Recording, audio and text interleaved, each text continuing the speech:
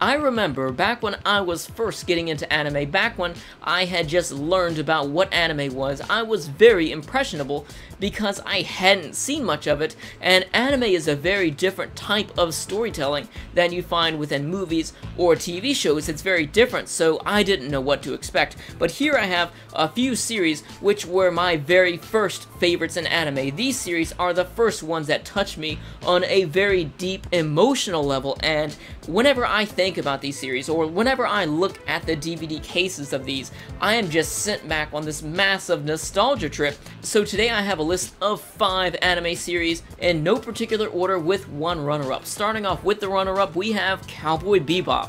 The reason this isn't on the list of 5 is because I didn't see the series in its entirety back in the day. When I first started watching this, I had known little about anime, and I'd only seen about 10 or so episodes of it, and then I saw the ending. I'm not going to spoil the series, I'm not going to spoil any of the other series that I'm going to talk about today either, but if you have seen the ending of Cowboy Bebop, then you know how touching and emotional it can be, especially back when you hadn't really seen a whole lot of anime, and the ending of this was something that really stuck with me throughout my entirety of anime watching. And then when I finally went back and rewatched the series again, this was just as touching as it was the second time around as it was that first time around, and it really took me back. So moving on to the top 5 list, of course, in no particular order, we start off with the original anime of Full Metal Alchemist. Now, some people say some negative things about this because they have seen Brotherhood, and Brotherhood is canon, while this has a filler second half to it, and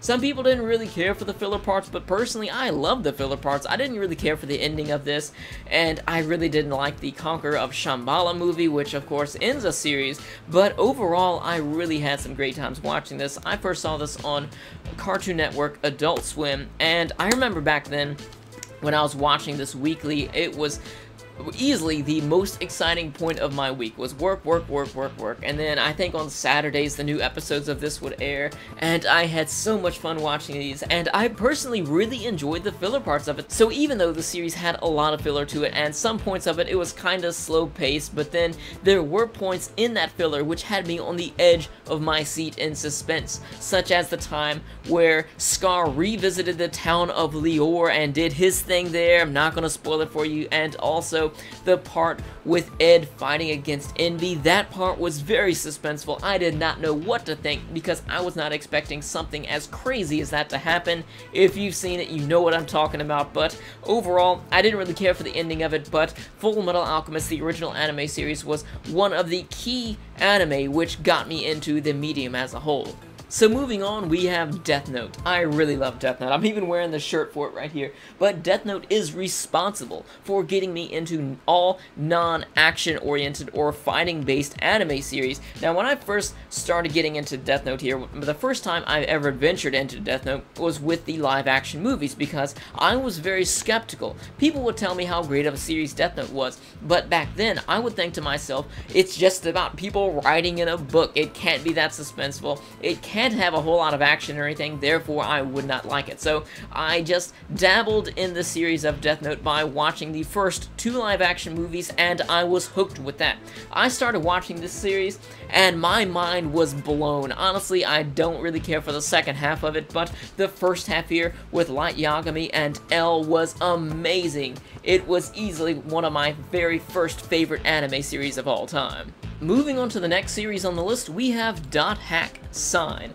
Now, this is what's responsible for getting me into MMORPGs. Before this, I had never played any MMOs, and because of this, I have played all of them, basically. Dot Hack Sign did more than that for me, though, because this was one of the very first emotional experiences that I had within an anime. I first started watching this when I had first got my digital cable, and this was on some sort of on-demand channel, and I marathoned through this. I really loved it, and just a little bit of a tiny spoiler here.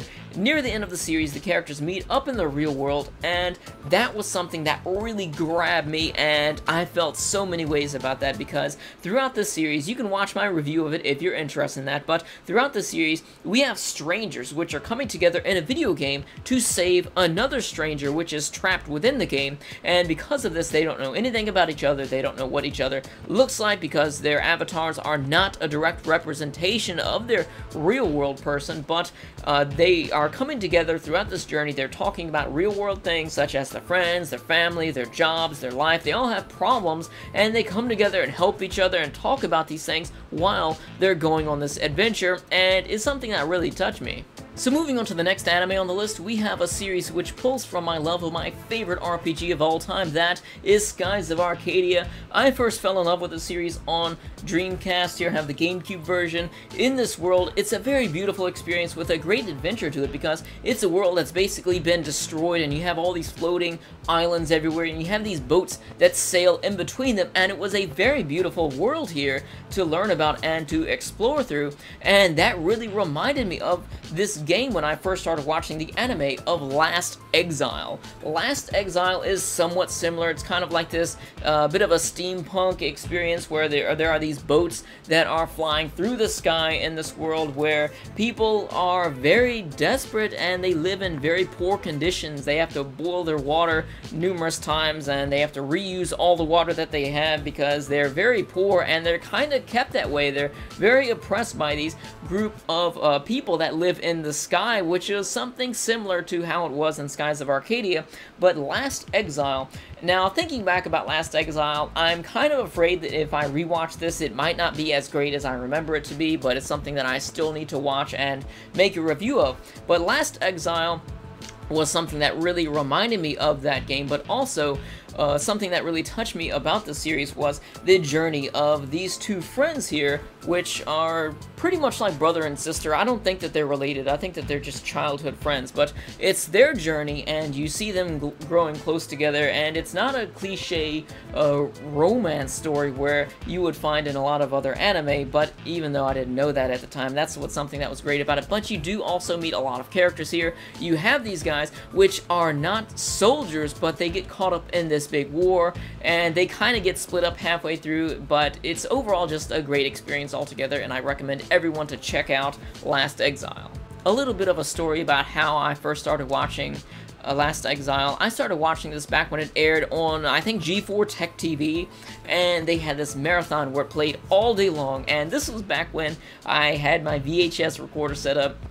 I recorded this from TV, the entire marathon of it. I would stop it on some commercials whenever I was sitting there actively watching it, and then I would just record it all, and then I had a pile of VHS cassettes that I had recorded from the TV of Last Exile, and then eventually I would rewatch them from time to time. The quality was kind of bad because it was VHS, but eventually I saw this set on eBay. Now, I was in that very last few minutes of bidding on this. It went from about $20, which I was very excited about, to about $60, or maybe I paid a bit more than that, I don't remember. I think it was about $60, which was, at the time, much, much, much more than I wanted to spend on something like this, but for me, it was worth it because I had such love for the series. So moving on to the last anime on this list, of course, I had to mention the one key anime here, which got me into all of anime as a whole, and it's something that I consider to be holy grail status of anime, which is Samurai X Trust and Betrayal. I've owned this so many different times.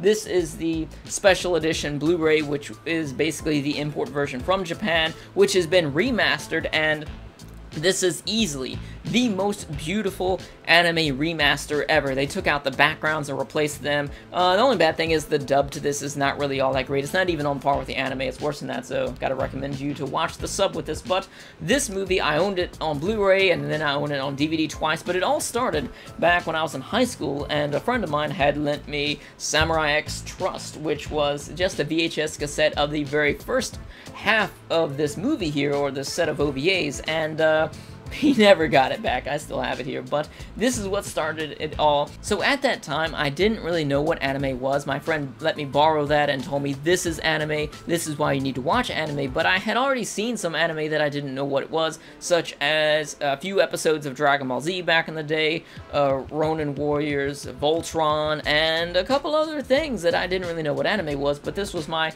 true first experience with anime, and it really showed me how mature a series can get, or how mature anime can get as a whole, and I was just blown away by the amount of violence here, by the graphic nature of the content, the way it was animated was beautiful. Of course, that VHS cassette now probably terrible quality, but I was just blown away by that, and also the characters and the story, the progression of the characters. I was really left on the ending of it, which was betrayal, until I bought the DVDs, and that in itself was another amazing. I saw this even before I saw the anime of Rurouni Kenshin, and it really set me up for so much anime to come from this, and all of the anime that I love really comes back to this right here. Your first favorite anime series of all time. Thank you for watching. I'll see you later.